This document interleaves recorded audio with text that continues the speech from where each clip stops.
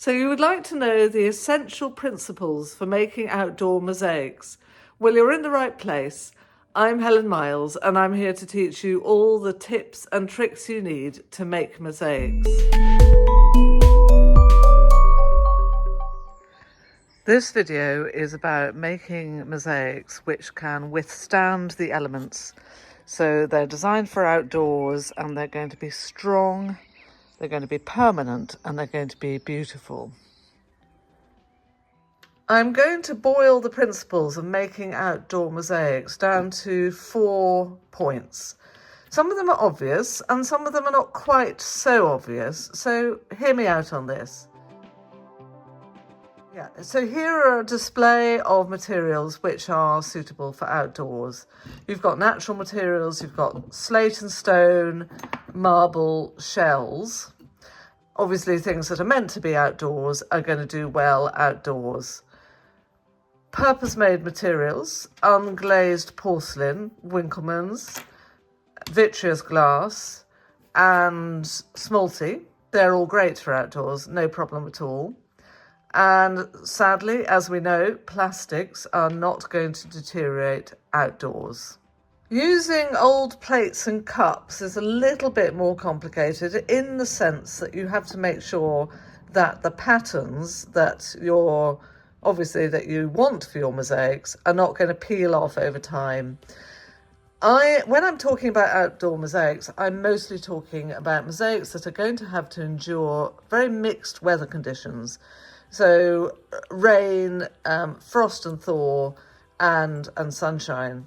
And transferware, sort of cheaper pottery, where the pattern has been transferred onto the surface, is going to crack and peel off over time. So ideally, you want to use bone china.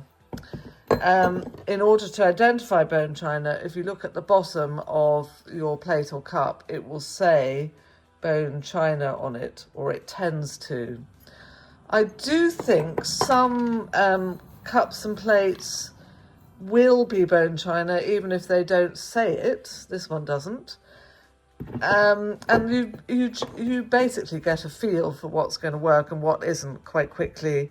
It's the cheaper things that are going to peel, but still, nonetheless, you have lots of bits of them that you can use. You can use the non-patterned parts. So just bear that in mind if you want your mosaic to last outdoors. The second principle of making outdoor mosaics is to think carefully about your substrates. Wood is not recommended. Obviously, eventually over time, even on marine ply like this, and even if you seal it, the moisture is quite likely to get in somehow or other through a crack in the grout or whatever it is. And over time, that moisture will build up in the wood and cause it to expand, therefore cracking your grout and making the tesserae fall off. So do avoid wood if you can. MDF is just terrible for outdoors, I would say. And these cheap and thin wooden forms are also equally awful. So avoid wood as much as possible. I have used wood in the past, but I always make sure it's in a sheltered area, like on a balcony, so it's always covered and it's near the house. Let's look at surfaces that will work now. So the tried and trusted Wetty board or Jacko board. This is a compressed foam board which is used to line bathrooms, so it's absolutely ideal for outdoor mosaics. It's lightweight and you can cover the edges with tile adhesive, so it's completely impermeable, because this is a kind of cement skim on it, so it's ideal for outdoor installations. Slate is a good one, obviously. Nothing's going to happen to slate over time. Very good, very smooth, and you can drill into it and therefore hold it in place. You know, you could cut the slate down into a smaller piece and hang it on the wall, or even hang it on the wall this size. Terracotta pots, a little bit problematic.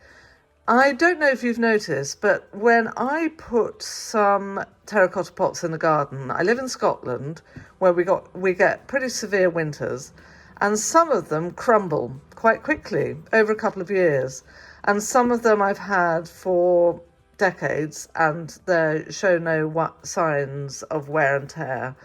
So when you're mosaicing over a terracotta pot, do make sure that it's the solid lasting variety. I think the basic difference is that the cheaper ones are going to collapse and the more expensive ones are not. It must be to do with the firing. So just watch out for it. Don't assume that every terracotta pot is going to last forever outdoors.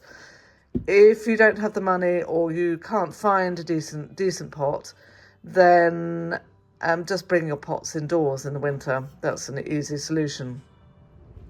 When you're putting your mosaics outside on a wall, make sure the wall is clean and dry and free of dust and rendered, so that it has a coat of render on it, which has had plenty of time to dry before you apply the mosaic. And the key thing as well is to put it on a wall which has a coping stone.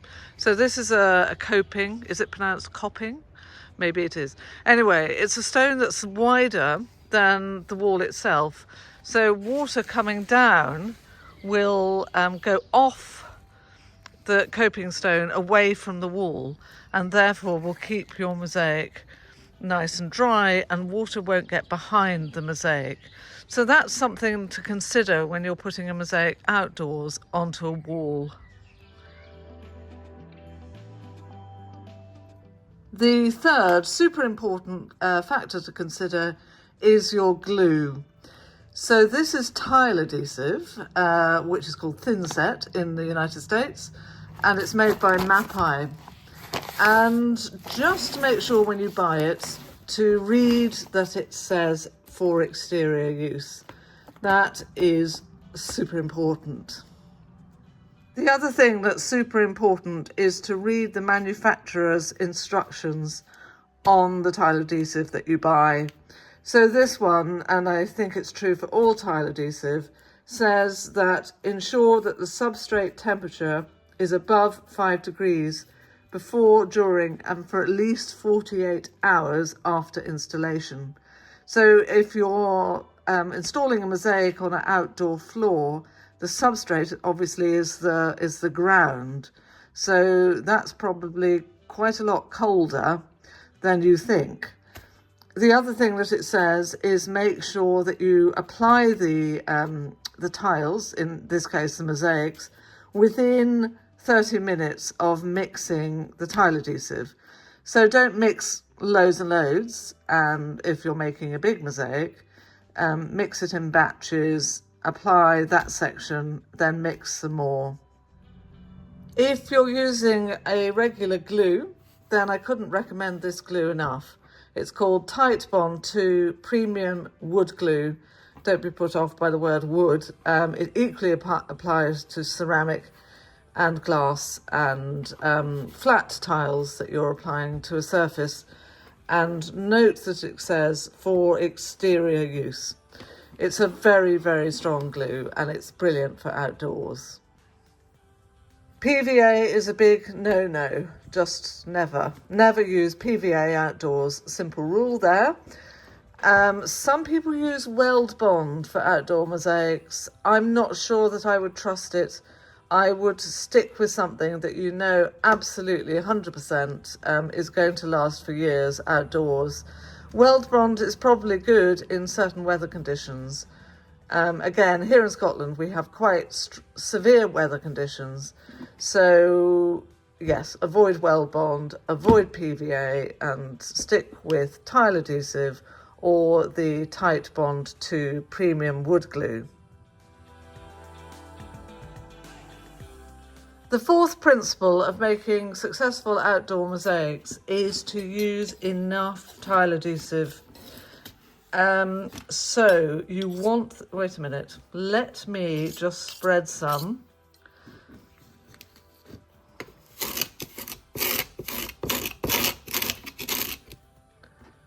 Oops, there we go. Right, now we have some quite thick pieces here, just to illustrate. And you want the tile adhesive to be at least half, if not 2/3, to the depth of the pieces. So this one is going to need quite a lot of tile adhesive.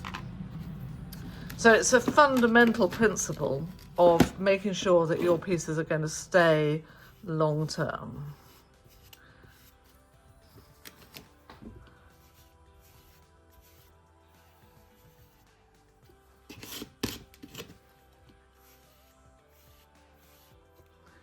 There we go. Let's just push that in. And you can see that's nice and firmly embedded. Yeah, you can see that?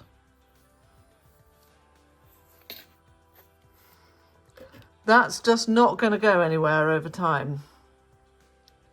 It's a little different with something like shells, which are obviously quite deep, that you can see that that's quite a thick shell. And if you were to place it in the tile adhesive right up to the halfway point, then the loveliness of the shell would be lost. So I've filled up the inside of the shell with tile adhesive, and then when I press it into the bed, the inside of the tile adhesive which is inside is obviously joining the tile adhesive which is already there, and there's a good bond.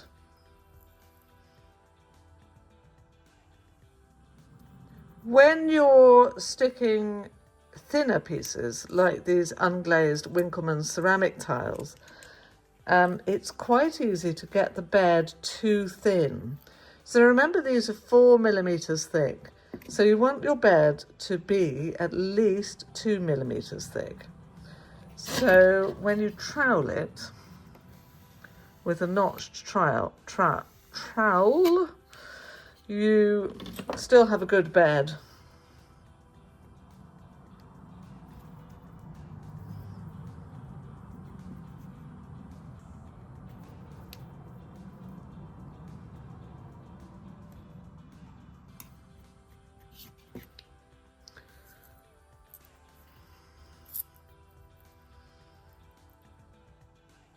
Those are my 4 principles for making successful outdoor mosaics. If you like this video and you'd like to see more, then please subscribe below.